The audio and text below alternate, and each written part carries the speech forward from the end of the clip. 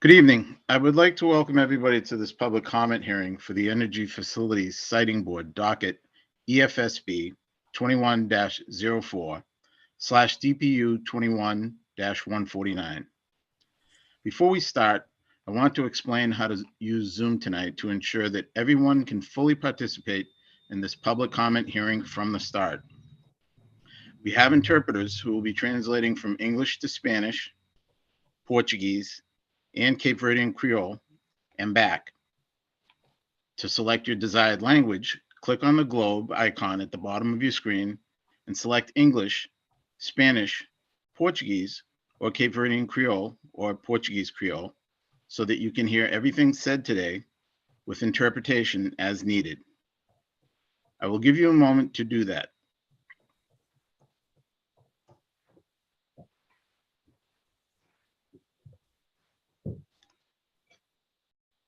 For audio only participation, attendees can dial in at 646-558-8656. It is not a toll-free number. And then enter the webinar ID, which is 816-1008-4315. Please do not check the box that says mute original audio. We recommend this so you can still hear the voice of the actual speaker faintly in the background, but mostly you will hear the voice of the interpreter. Dial-in participants will hear the speaker's voice without interpretation, as Zoom does not offer interpretation for dial-in participants. However, all comments made by dial-in participants on this number will be interpreted into Spanish, Portuguese, Cape Verdean Creole, or English. And if I could have the interpreters repeat the instructions that I've just given in the languages that they are interpreting for. Why don't we start with Portuguese Creole, if we can, Cape Verdean Creole.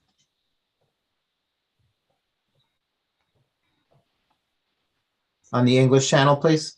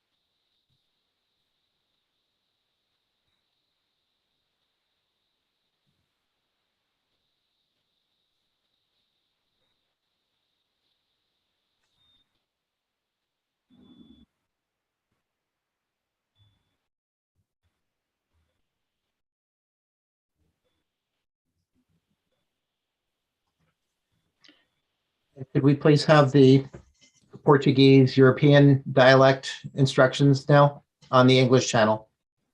Just one person, please.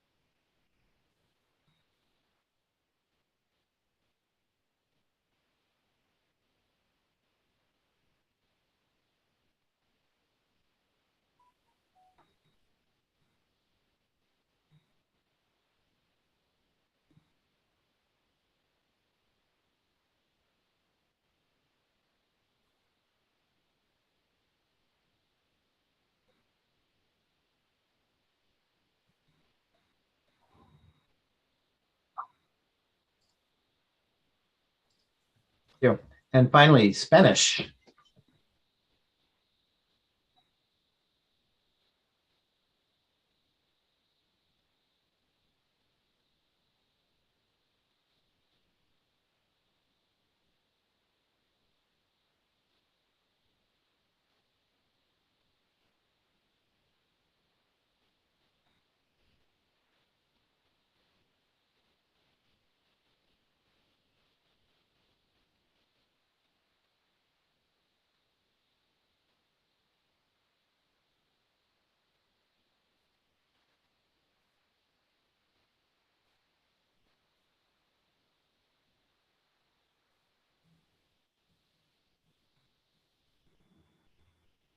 Presiding officer, all yours.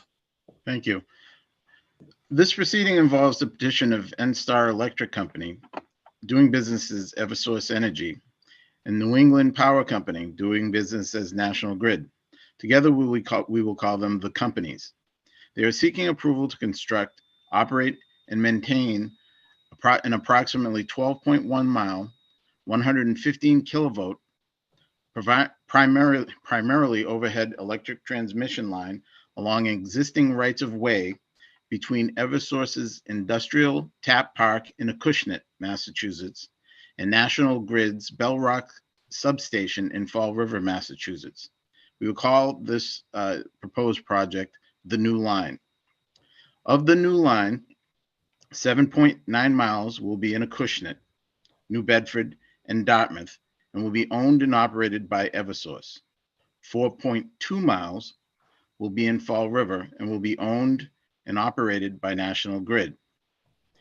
In conjunction with the new line, National Grid and Eversource will be performing limited work at 3 existing substations.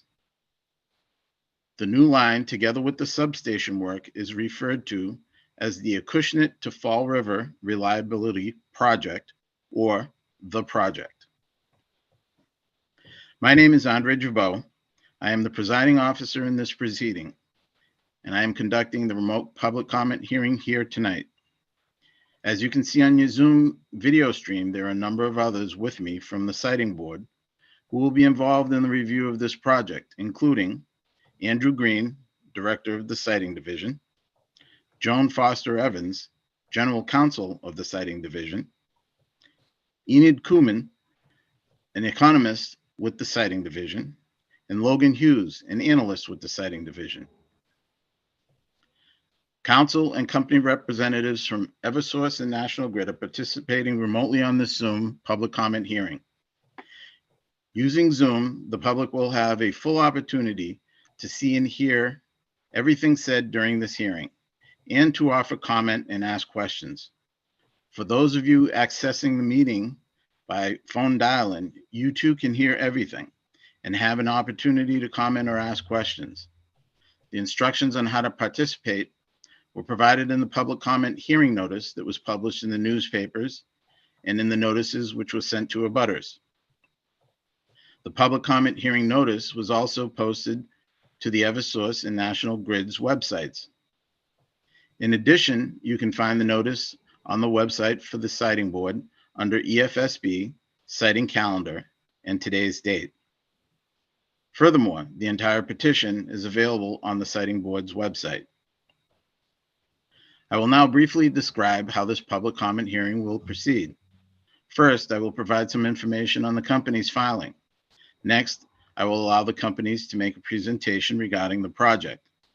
After that presentation, I will open the floor to comments and questions from members of the public who wish to offer oral comments tonight. Please note that we will also review any written comments submitted by the public by email through Monday, May 9th of 2022. The project includes a 12-mile transmission line and related substation work. The Siting Board will review the project under Massachusetts General Laws, Chapter 164, subsection 69J and subsection 72. Pursuant to these statutes, the Siting Board will review the company's filing to determine whether the proposed project would contribute to a reliable energy supply with a minimum impact on the environment at the lowest possible cost. The deadline for participation as an intervener or as an interested person in this proceeding is Monday, May 9th, 2022, which is also the deadline to provide written comments as outlined in the notice of the public comment hearing. We would encourage anyone who does seek to participate to review the material published on the Siting Board's website, which outlines the different ways in which you can participate in our proceedings. For example, you may participate as a full intervener with rights to ask discovery questions of the companies, present witnesses, ask questions of witnesses testifying at the hearings, file briefs and motions, and to appeal the decision of the Siting Board. In the alternative, you may participate as an interested person who can receive filings made in this proceeding and who may file briefs to the Siting Board. The information on participation is also in the public comment hearing notice for this proceeding. If you would like a copy of the notice and intervention rules, please send your contact information to my email at andre.gibeau, Gibeau, @mass.gov, and I can send the information to you by email. We now move to the company's presentation portion. May I have appearances of counsel, please? Good evening, Presiding Officer Gibeau. My name is Mike Kaler from the law firm of Keegan Moreland LLP at 99 High Street in Boston, Massachusetts. Phil, you can wait 1 second. I'm here tonight with my colleague, David Rosenzweig, and we're both here on behalf of both Eversource Energy and National Grid. And I'd also like to introduce Marissa Pizzi, who is counsel for National Grid. Thank you. I would note that the companies have provided a certification that the notice for this public comment hearing has been provided consistent with the terms required by the Siting Board. After the company's presentation, we will open up the floor for comments and questions from the public. Would the companies like to begin with its presentation regarding the proposed project? Yes, we would be happy to. Please Again, do. thank you very much. It's good to see everybody tonight. Again, my name is Mike Kaler from Keegan Moreland. We have a great knowledgeable and full project team from both Eversource and National Grid, who represent the folks who are doing all the work preparing the various permitting applications, including the siting board application. I want to introduce, we have a slideshow presentation that we anticipate will be about 10 minutes, and then we want to show everybody, we have a Google Earth flyover of the route itself so that folks can get a overhead view or an overhead sense of the right of way and where we intend to build the new transmission line. And so we have Dave Barron, who is the project manager from National Grid, and Brad Elliott, who's the project manager for Eversource. Dave and Brad are going to tag team this PowerPoint presentation, and then we'll hear from Karen Hanachek from Power Engineers, who is a consultant for the companies on the project. And so without any further ado, I'll turn it over to Dave Barron. Take it away, Dave. Thank you, Mike. Good evening, ladies and gentlemen. We did want to give this brief presentation.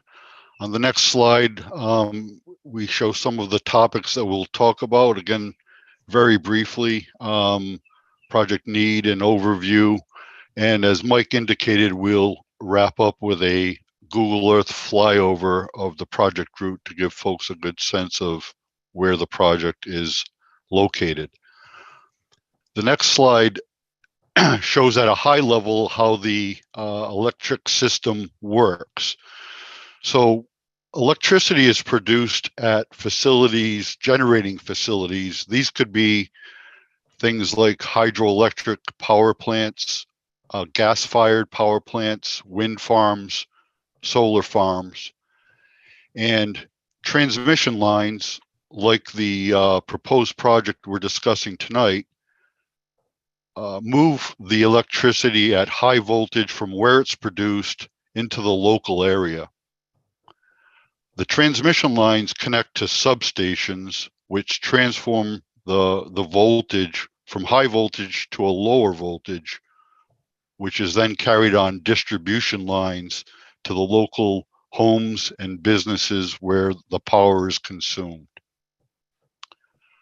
The next slide discusses a little bit about the project need. So a strong electric transmission grid is really critical to the safety, security, and economic growth of the region. The planning of the transmission system is managed by an organization known as the Independent System Operator of New England, also called ISO New England. They studied the southeastern Massachusetts and Rhode Island area and concluded that there are inadequate transmission resources to reliably serve the southeastern Massachusetts area. And they recommended a series of transmission projects to improve the reliability of service in the area.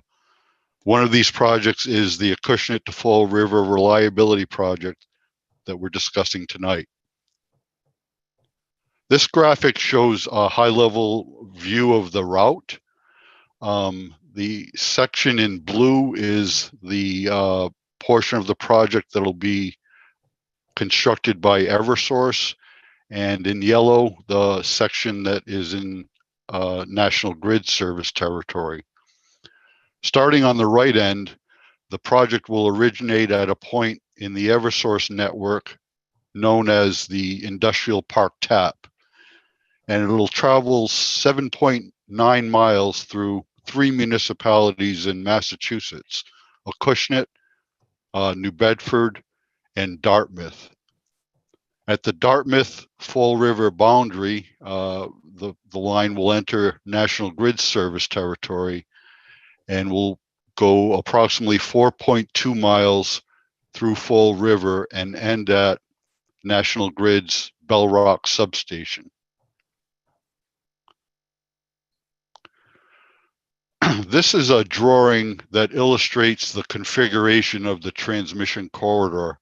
Again, this is an existing transmission right-of-way or corridor that has contained a 115,000 volt transmission line for many years.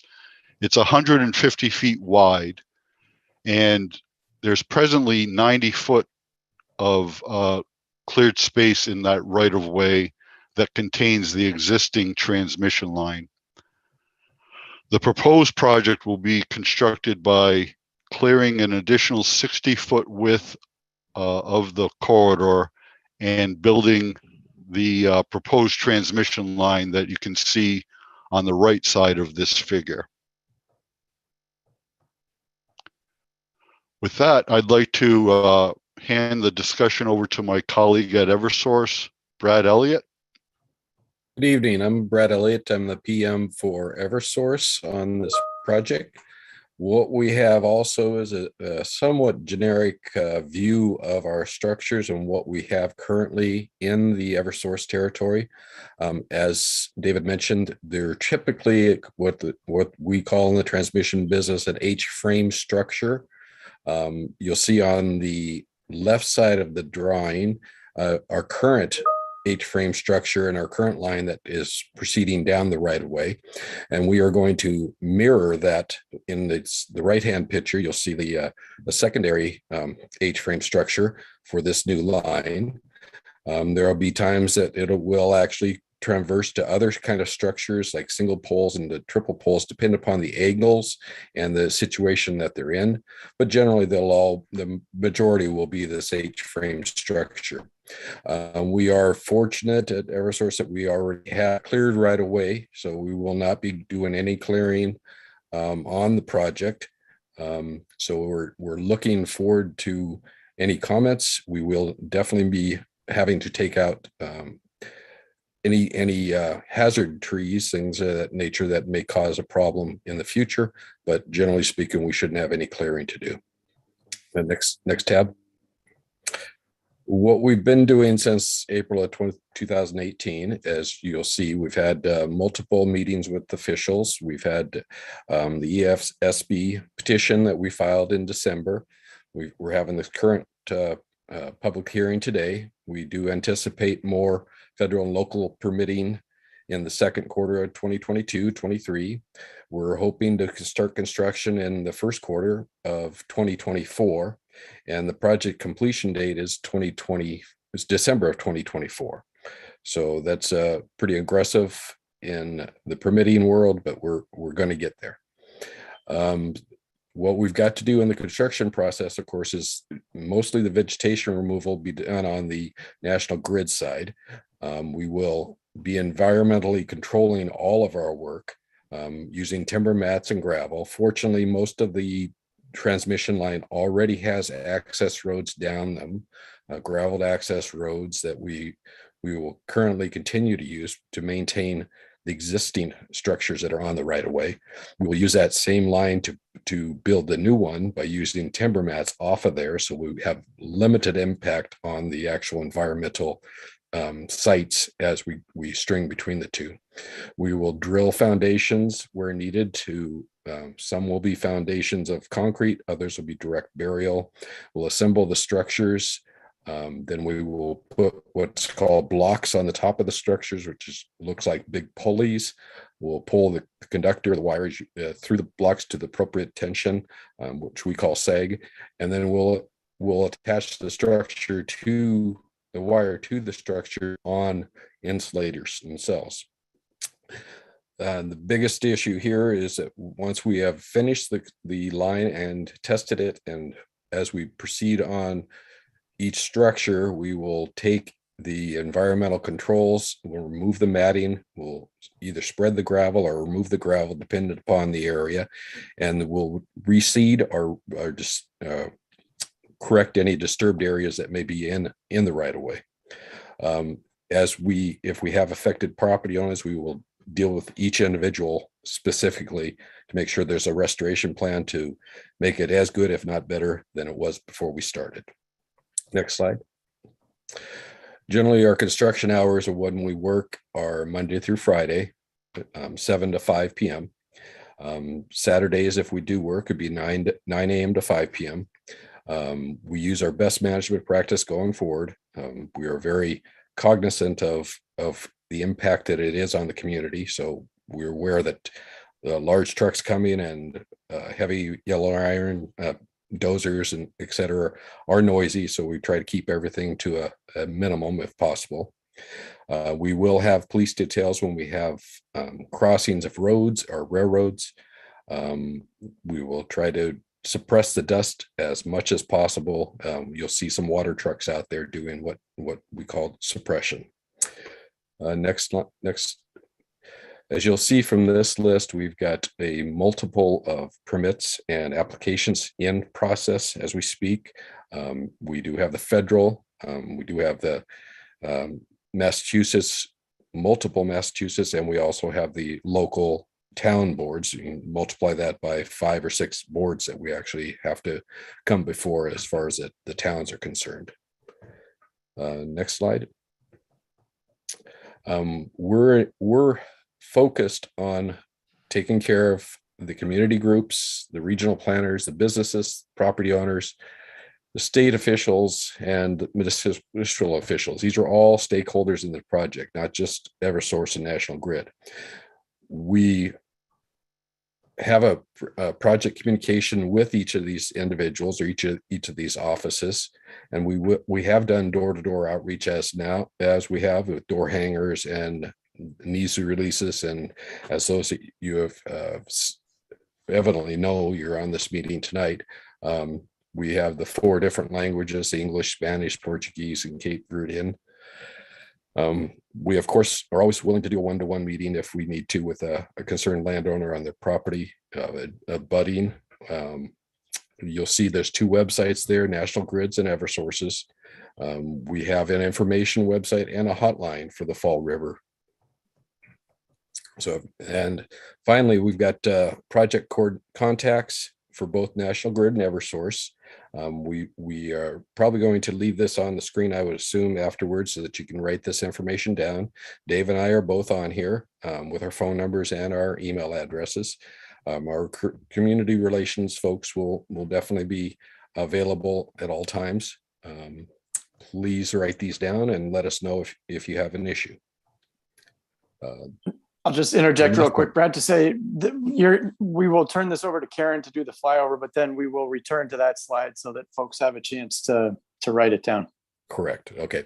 So at this point, Karen, can you do the video flyover for us, and we'll go back. Yes, thank you, Brad. Let me just share my screen.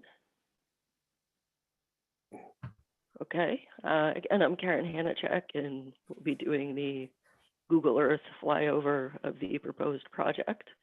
We're going to start here on the eastern terminus, which is the Eversource Industrial Park tap off of Mendel Road in Acushnet. And the colors highlighted on your screen is the location of the new transmission line. We're traveling in Acushnet towards Main Street and crossing over Main Street. This is the area of Keith's Tree Farm. And we are continuing west towards the Acushnet River and crossing over the Acushnet River towards Middle Road in Acushnet,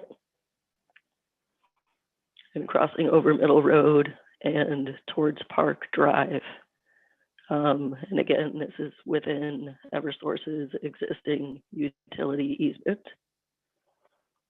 We are continuing on in the town of Acushnet and towards the city of New Bedford. Crossing here into the city of New Bedford over Acushnet Avenue and continuing on over State Route 140. And continuing to Phillips Road and into the area of the New Bedford Industrial Park. Continuing over a rail corridor and still through the city of New Bedford Industrial Park towards the town of Dartmouth. And we continue into the town of Dartmouth. Again, within Eversource's existing utility corridor. And we're continuing west here towards High Hill Road. And we're coming up on the High Hill Road crossing in Eversource's existing High Hill substation, and continuing on west in the town of Dartmouth towards Flag Swamp Road, and over Collins Corner Road, and onto the transition point between Eversource and National Grid, and into the city of Fall River. And we continue on in the city of Fall River within National Grid's existing utility easement. We are continuing west here towards the Copacut Reservoir and crossing over the Copacut Reservoir and also adjacent to the reservoir up to Quannapoag Road, and crossing over Copacut Road and continuing within National Grid's existing utility easement in the city of Fall River. Again, the colored lines are the proposed project.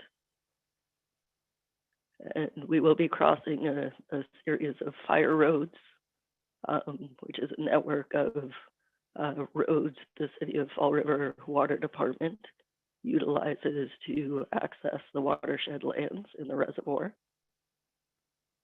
And continuing on to the western terminus here at the Bell Rock substation on Bell Rock Road in the city of Fall River. And that completes the Google Earth tour. And Mike Kaler, I will pass it back over to you. Excuse me. Thank you very much, Karen. And thank you very much, Brad and Dave. And at this point, Mr. Presiding Officer, we would turn it back over to you with the note that we do have a large complement of experts from each company to the extent issues come up that the project managers do not themselves don't have the answers to. So we'll do our best. We'll listen and are interested to hear what folks have to say.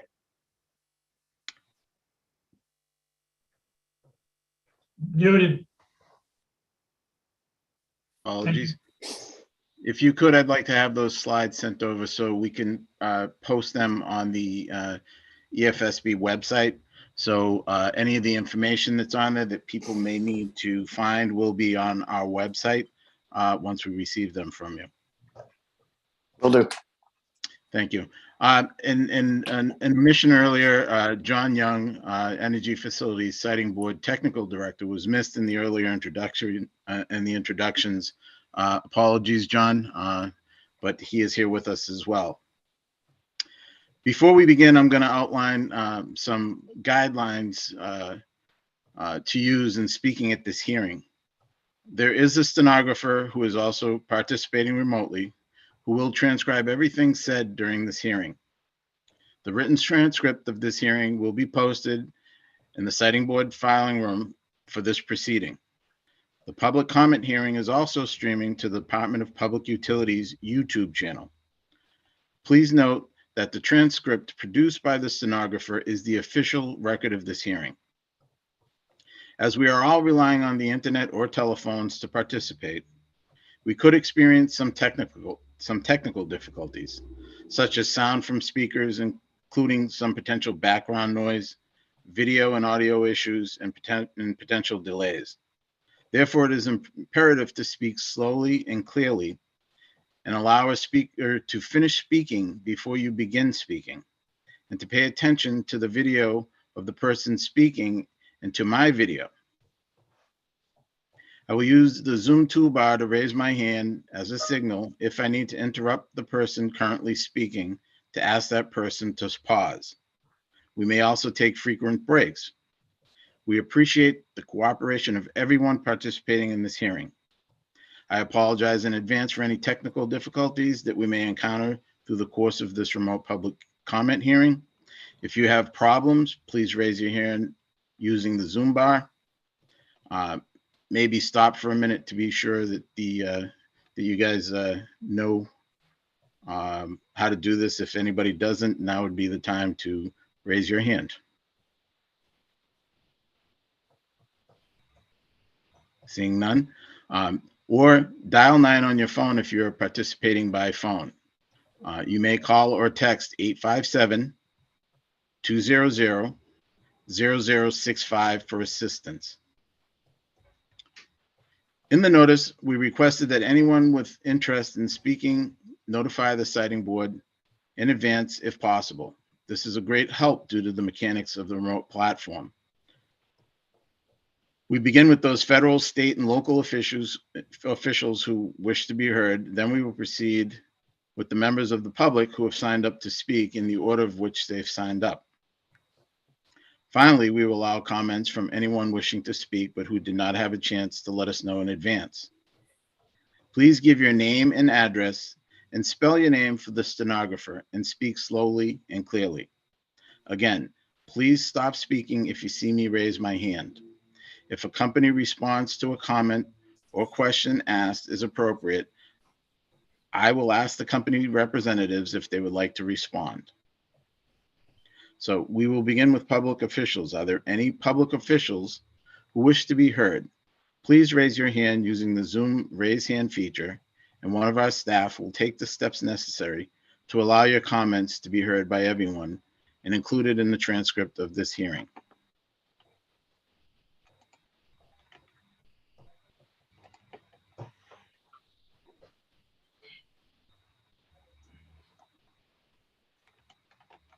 Mr. Presiding Officer, I am not seeing anyone raising their hand currently in the attendees group. Again, let me just reiterate the instructions at the bottom of your video screen. There's the raise hand icon with a hand to identify it, and just click on that if you'd like to be recognized to speak.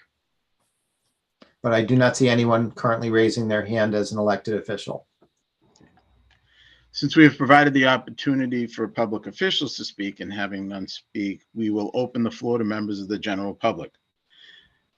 We do not at this time have anyone who has signed up in advance with the siting board before this hearing. So we will take any questions from the general audience from anyone who wishes to speak. Once you do speak, we will ask those who have already spoken once to wait until after everyone has had the opportunity to speak once before seeking to add to the original comments or questions. If you would like to speak, please use the raised hand button on Zoom or dial 9 on your pound 9, not pound 9, it's the asterisk 9, sorry, on your phone if you were dialing in. I'm going to remind you now that the entire proceeding tonight is being interpreted in real time. When speaking, each person should remember to help the interpreters by speaking in a loud, clear voice at a normal pace as best you can. This will help the interpreters and the court reporter to make sure your words are correctly stated in the record. Everyone on Zoom should make sure to select their desired language, English, Portuguese, Portuguese Creole or Cape Verdean Creole, or Spanish by pressing the globe icon at the bottom of your screen and then choosing your language. If you do not select the language, you may not be able to hear the current speaker. Mr. Jabot, we have Sarah Riley, who raised her hand, and she should now be with us in the panel. Hi, can you hear me all right? Yes. My name is Sarah Riley. That's Sarariley. I live at 1679 Copacabana Road. I'm an abutter, and I'm also the Neighborhood Association president in Fall River. I have a lot of questions, but I'll just take one at a time.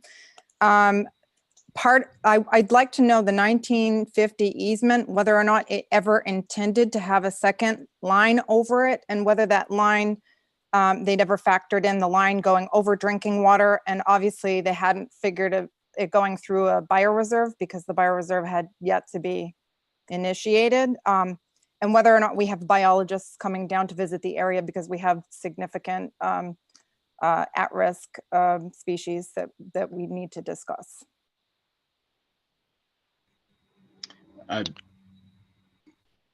Yes, I'll good go- evening, Ms. Riley. This is David Barron from National Grid. I'm the project manager, and I know you appeared and asked some questions at an earlier open house we had last year, or actually it was the year before.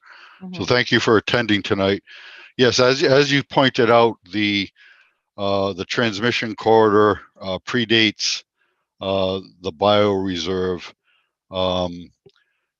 The right of way is 150 feet wide, and it allows the company to construct numerous transmission lines that can be built at the same or different times, and it's a perpetual easement. So the answer to the question is yes, it does provide for multiple transmission lines to be constructed and maintained in the corridor. I know after the last meeting, we did have several of our team meet with you on your property and discuss the project and some of your questions. And we do have a number of environmental staff on the project, some of who I think met with you following the last open house. So we certainly have wetlands scientists, plant scientists, rare threatened endangered species scientists, and general environmental subject matter experts that are participating as part of the project team. And they're aware that they're clear cutting right to the water's edge, and that there are bald eagles actually nesting in the area.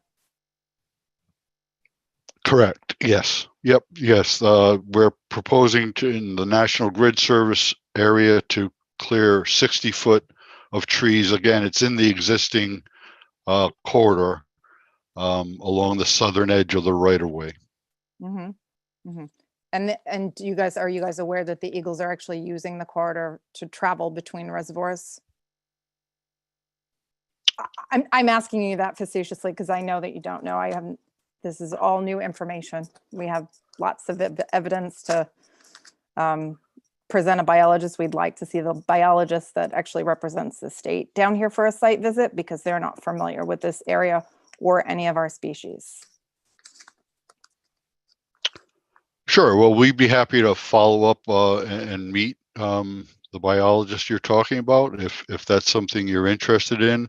I will say that the right of way provides excellent habitat. You know, it's what we call scrub shrub habitat. It's really provides excellent environmental characteristics for a variety of species, including pollinators like bees and butterflies. So it's important habitat, you know, and it's contained within the larger, I think it's something like 13,000 acres that make up the Southeast Mass Bioreserve. So scrub shrub habitat is certainly important, and it provides good good characteristics that actually do encourage the travel and migration of species. So, but does the benefit outweigh clear cutting for 80 feet wide by 4 miles through a southeastern Massachusetts bioreserve, the state's only bioreserve? I'm sorry, I did not get the question. Please speak clearly. My question is whether or not that benefit outweighs the risks of clear cutting 80 feet, correct me if I'm wrong, by 4 miles through the state's only bioreserve. It's a 60 foot width of trees, not 80 feet. Okay. But again, I think, you know, it's very lush habitat. Frankly, all that's missing are the mature tall trees. So it's not like the corridor is denuded of vegetation. It's actually very lush and, you know, varied with sort of scrub shrub habitat that does provide a benefit, not only in itself, but also the edge effect where the scrub shrub habitat meets the forested edge. So I do think there are benefits, yes. But where it meets the water's edge, it's going to permit off-road vehicle use to the water's edge, which is going to create a lot of environmental impact to the reservoir.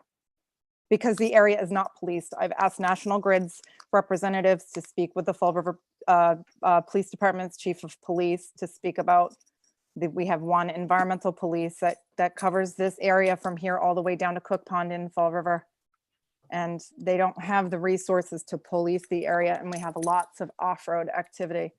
And the power lines are a haven for that. And if it's cleared right to the water's edge, it's going to have a big impact, not only on the reservoir and the habitat, but also the entire neighborhood. It's going to be a major problem, not during the construction, but for years to come.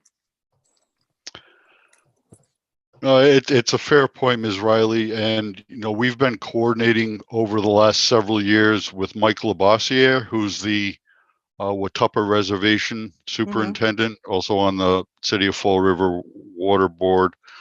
Yeah, but he doesn't police it, though. Right. He doesn't police it. He maintains the forest.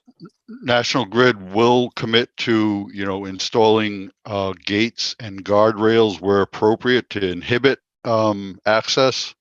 Again, it's a very remote area. I can't put my hand on my heart and say we can absolutely They just stop all trespass onto the right of way, but we can certainly put our best foot forward and install gates, guardrails, and other blockades to inhibit that sort of activity. They don't work with no policing. I can attest to that. They don't work. They just go around them.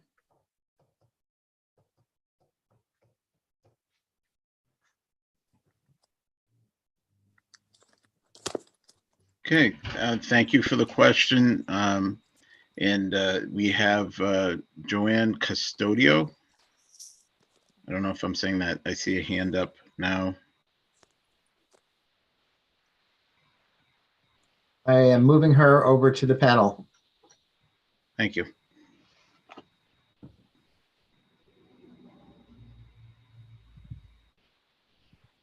At least I'm trying.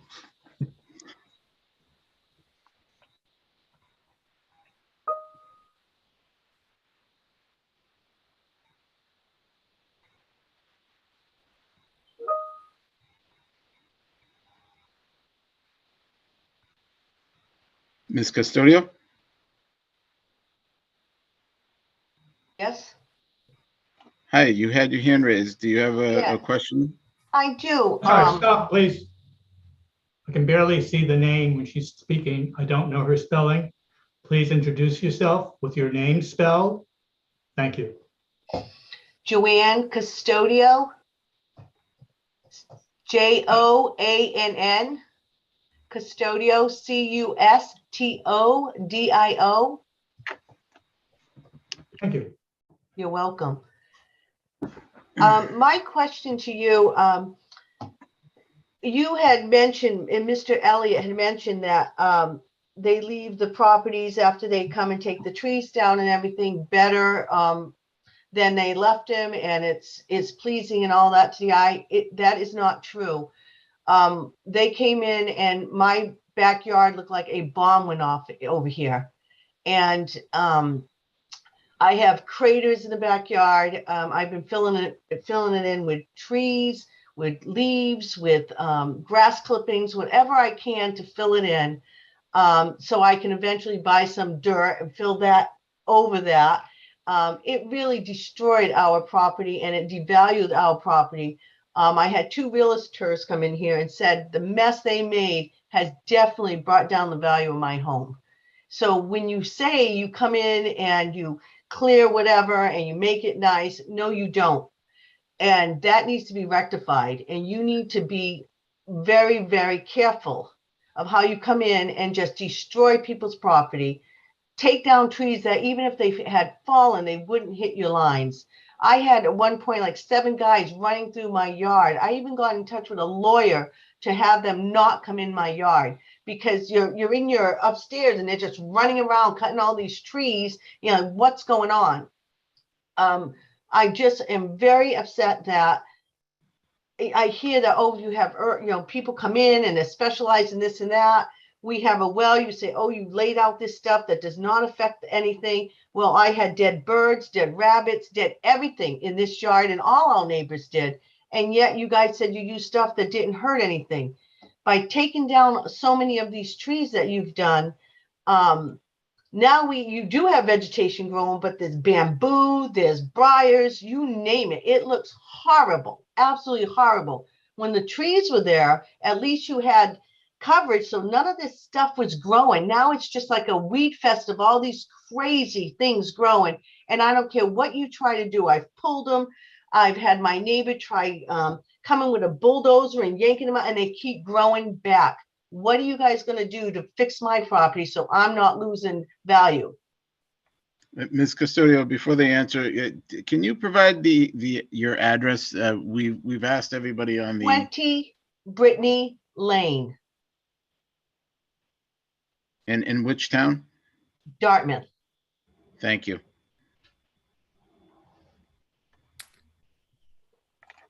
Well, I am concerned. This is Brad. I am concerned that you've had problems in the past. I am not. Oh, and let me stop one other thing too. And these gentlemen that you guys have come down on Eversource, and I don't know who I spoke to when I called on this as well, pouring outside, somebody pulls up to my trailer with an Eversource truck and they're ready to take off with my trailer. And I go out there and I say, hey, what are you doing? He says, oh, I'm just checking the lines.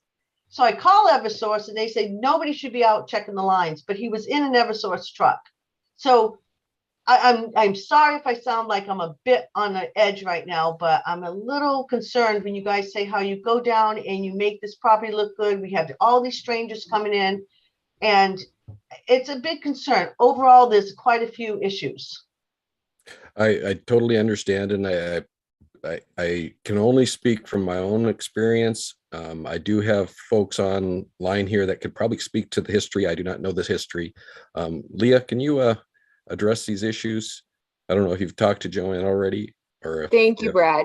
Okay. Yes. Hi, Joanne. Hi, everyone. Hi. This is Leah Jimziak with Eversource Project Services. Joanne, I believe what you're referring to, and this is based on a conversation that we did have last week for folks on the call. Joanne is referring to some activity that took place under the vegetation management program. So we have spoken with Joanne. I understand her concerns and frustrations with what had taken place. Joanne, we are more than willing and more than happy to set up a time to speak with you on site regarding these concerns. In addition, we're hoping to attempt to remedy some of them, on behalf of this particular Acushnet to Fall River reliability project. It certainly is challenging. I believe that a lot of the information you're referring to is historical situations. When Brad spoke to site remediation and repair of properties to original, if not better condition, we are specifically in this situation talking about the construction of a brand new 115 kV transmission line. So that certainly doesn't justify some of the concerns that you've brought forth today, but we are, on behalf of the project, wanting to work with you in an attempt to remedy some of those concerns. Certainly we're unable to change the past per se, but are hoping to create a new dynamic where we're able to work with you on some of these items. Okay, that would be great. But when will that happen? Because again, you're saying that, you guys leave everything nice and neat, but you did not do that on Brittany Lane. The people that live on Brittany Lane, they came down, took down the trees, came down, smashed everything. It looks horrible. And it's been like this for quite a few years. And I filled in some and paid for it, but it still does not look right. And since my husband's passed away, I just can't keep doing it all by myself. And if you guys say you come in and make it nice, no, you haven't. And let's make sure that's clear. You did not do that. At least on my property, you didn't do it. Maybe on someone else's you may have, but not here you didn't. Not on Brittany Lane. Joanne, I can understand your frustration, to say the least. The only thing I can offer you tonight is to know that I've been doing this for 30 years and I've never had a complaint against my projects. This is a new information to me. Leah has brought on the information and we will resolve it. That's fairly simple for me to do as a project manager. I was unaware of this land clearing or the right-of-way clearing crew. It sounds like that's what happened. So I'll do a little more discussion with Leah and we will get back with you on this issue. And they can just go along the power lines behind our property and see what I'm talking about. I mean, Understood. I it's can make a just a trip out. mess. Yeah, I can make a trip out there and take a look. Not a problem in the least. Yeah, Joanne, Well, as mentioned last week, we're more than happy to set up an on-site meeting and attempt to address, each and every one of these items. Just so the record may show, Joanne's property is located off the right-of-way just south of the High Hill substation in Dartmouth. So the project we're speaking on this evening is actually located on the more, for the purposes of an aerial map, the more northern right of way. So this particular project, Joanne, as mentioned last week, will not be constructed on the right of way directly abutting your property. right. And what brought this to my attention is when I saw that, and Leah, I have to once thank you so much, because you have been the most informative person out of anyone I've spoken to for years from Eversource. You have been the most reliable and on target, got back to me, and I appreciate that. Thank you so much. If someone will come down and meet with me and I can show them what I'm talking about, I don't know what to do to stop this the growth that's there now that never was there and just keeps coming up year after year. And again, I had 2 realtors told me I've got to clean it up because it really is hurting the value of my property. Okay, thank you. You're welcome, Joanne, and we'll be in touch to set up a time to meet with you on site. Perfect. Thank you. Thank you. All right. Are there any other attendees who would like to ask a question or make a comment? Andy, do you have anything on your screen? I don't see anybody on mine. No, I just remind any attendees who would like to comment or ask a question to please raise their hand using the Zoom raise hand function at the bottom of the screen. But as of now, I see Ms. Riley raising her hand, but nobody who has not yet spoken. Okay, Ms. Riley? Thank you. I'm sorry, I didn't have the raise hand button on the bottom of the screen. I also wanted to ask whether or not you guys have met with the Fall River Department of Public Works regarding the road concerns that we have on Copacut Road. It's a 2-mile road that is, you have to weave down the road like this, the whole 2 miles of Fall River, because it's in such terrible shape. Well, Did I sound like a bitch? I must. We have a bit of background noise. Let me see if I can. Joanne, you might want to mute yourself. I'm sorry, but I'm just so upset. That's okay. I understand. I understand. So the Copacut Road residents have to weave down the road as it is because the road is in such terrible shape. It hasn't been paved since they put the road in, essentially, except for one small portion at the beginning. The road cannot sustain the kind of heavy duty traffic that you guys are planning on having come up to do the land clearing, the tree clearing, and whatever construction. We have erosion into the reservoir along Copacut Road where it crosses past Indiantown Road. We have a section on Quanapog that I've been asking the city to come down for years with engineering to look at, because there are, since the 2010 floods, there's been the damage that was done to that, the causeway, the Copacut River goes underneath Quanapog Road, the area that you're planning on clearing right to the water's edge. You can't have heavy vehicles going over that. I don't think that engineering has cleared that for heavy duty traffic. And I don't think that it can sustain it. I'm frankly terrified to have my kids even walk down that road because there's erosion so badly on either side of the pipe that, I don't think that the land can actually sustain foot traffic, never mind vehicle traffic. So what I wanted to know is whether or not you guys had actually a plan, because for that section between the top of Copacut Hill, so if you're coming west from the Bell Rock substation and you're coming down the power lines, pretty much at the top of that hill where that fire lane comes across, coming down that hill all the way to the very top of the hill on the other side of the Copacabana Reservoir, the only egress is Copacabana Road.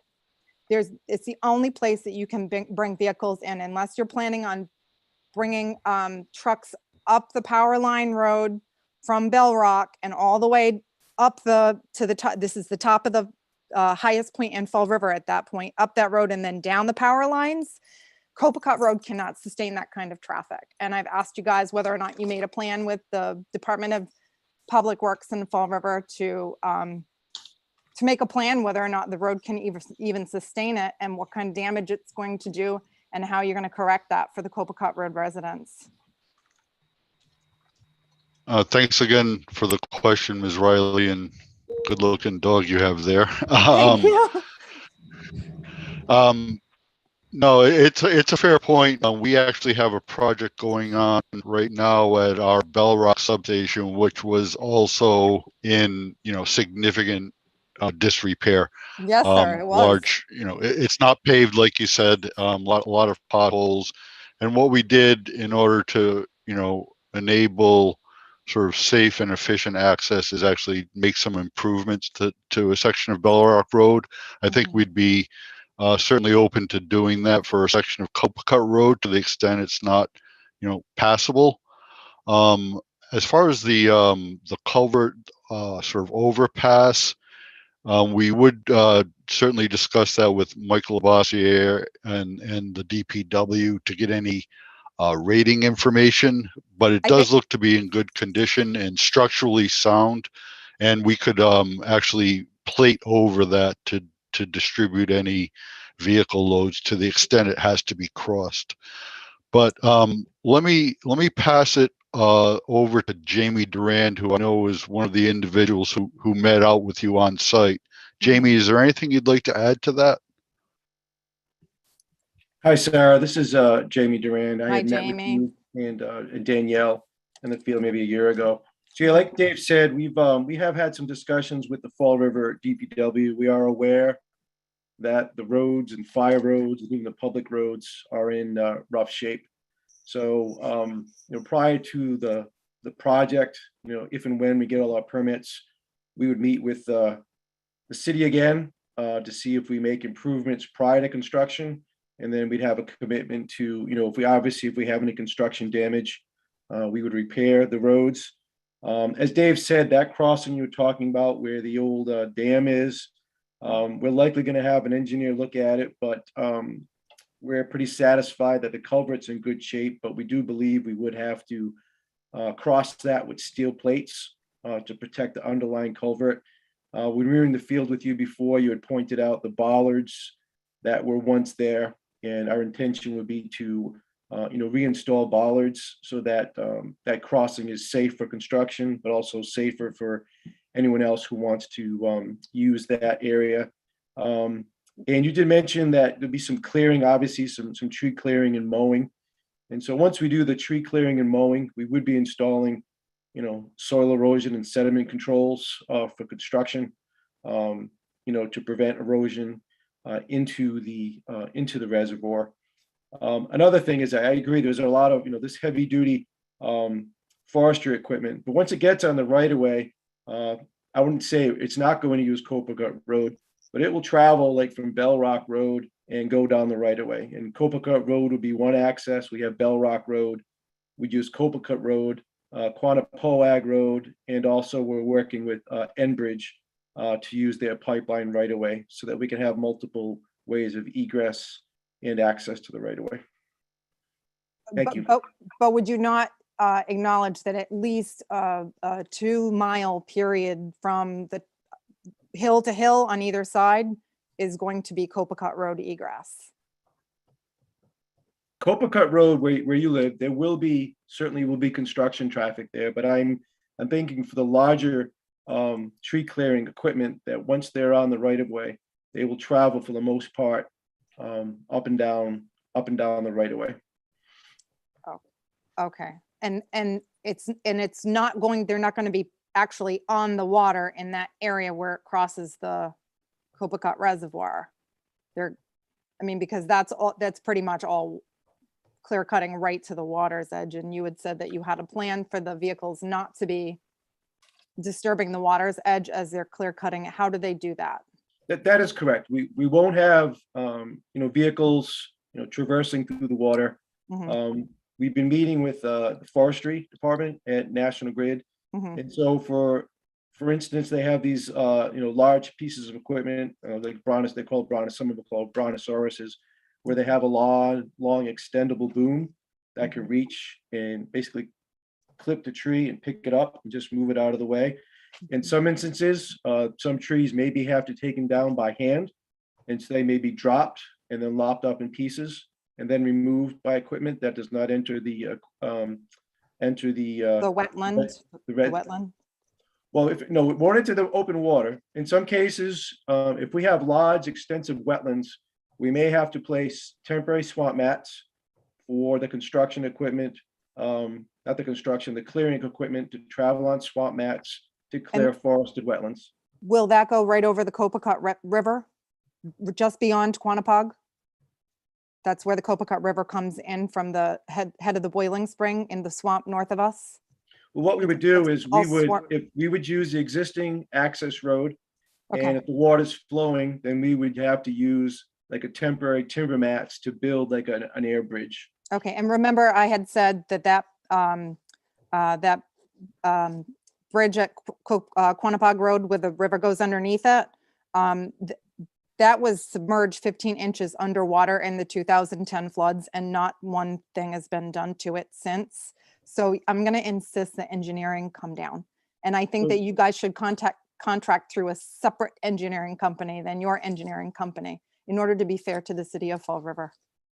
So just for clarification, Sarah, when you're saying, are you talking about where the old dam is, the stone wall? Is that the area you're talking about? I'm talking about where the Copacabana River comes underneath Quanapug and feeds into the reservoir. There's two culverts. There's an old culvert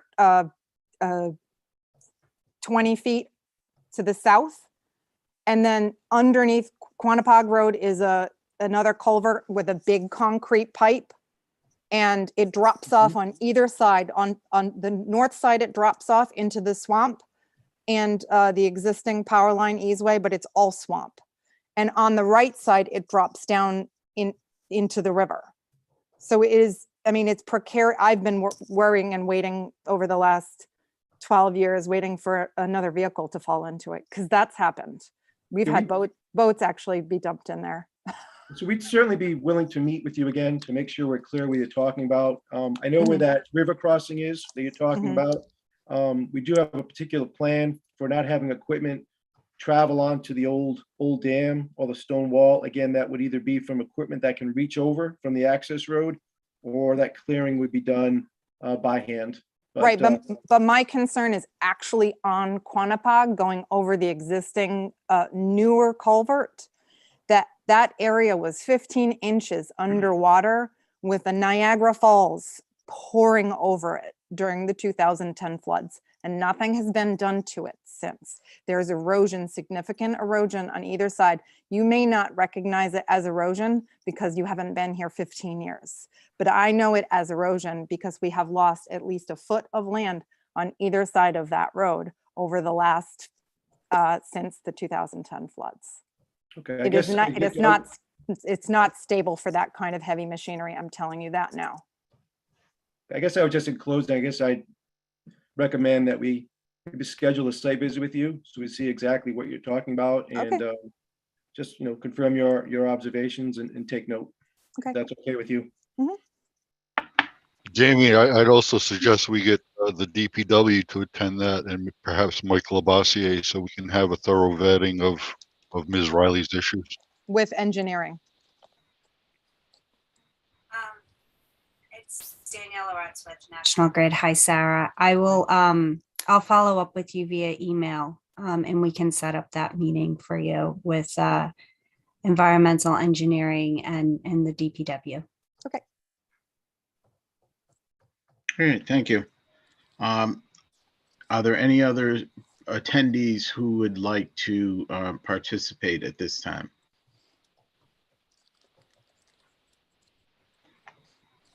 I don't see any hands. Andy, do you see anything?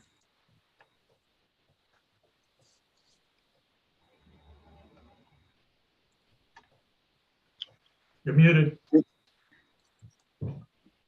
Sorry, no, I do not see any hands among the attendees. And if there is anyone who wants to speak, please raise your hand at the bottom of your screen.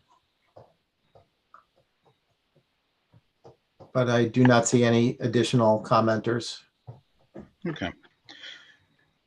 Before we conclude the public comment hearing this evening, I would like to remind everyone of the opportunity to participate in this evidentiary hearing if you desire. We would encourage anyone who does seek to participate to review the information on different types of participation that is listed in the public comment hearing notice for this proceeding and on the Siting Board website. If you would like a copy of the notice and intervention rules, please send your contact information to my email address, which should be on the screen shortly, andre.gibeau@mass.gov, and I can send the information to you by email. Any written comments or any petitions to participate further in the evidentiary hearings should be sent to me at my email address. Comments are due by 5 p.m. on Monday, May 9th, 2022, and petitions to participate as an intervener or interested person are also due by 5 p.m. on Monday, May 9th of 2022. In addition, any comments must be sent by email to counsel for the companies. That would be Mike Kohler, Esquire, and attorney David Rosenzweig of the firm of Keegan Worlin. Attorney Kohler's email address is mkoehler@keeganwerlin.com. And attorney Rosenzweig's email address is DROSEN@KeeganWerlin, KeeganWerlin.com. If you have access to email and want any clarification on anything that I have said during this hearing, please email me. Again, my email address, andre.gibeau@mass.gov. Those without email access may call me at 617-794-6388 before Monday, May 9th of 2022, which is the deadline for receipt of public comment in this docket. I would like to thank you all for your participation in the hearing tonight. And before we go, I don't know if Logan, did you pop up the slide for contact just so people have it if they want to take a screenshot? Or yeah, it has not been shown yet. I don't know if I have privileges for displaying at present, but I will give it a shot. You should. It says host is disabled, participant screen sharing.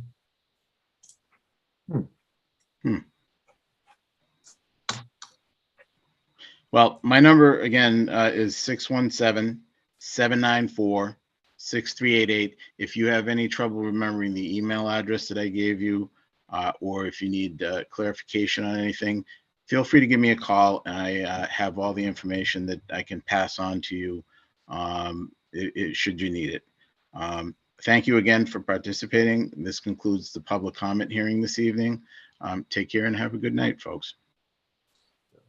Andy, if you want to right click on my face and promote me to co-host, I can throw the slide up. Yep, you can do that right now. Excellent. If you'll bear with us for one moment. All right, everyone see that? Almost. Nope.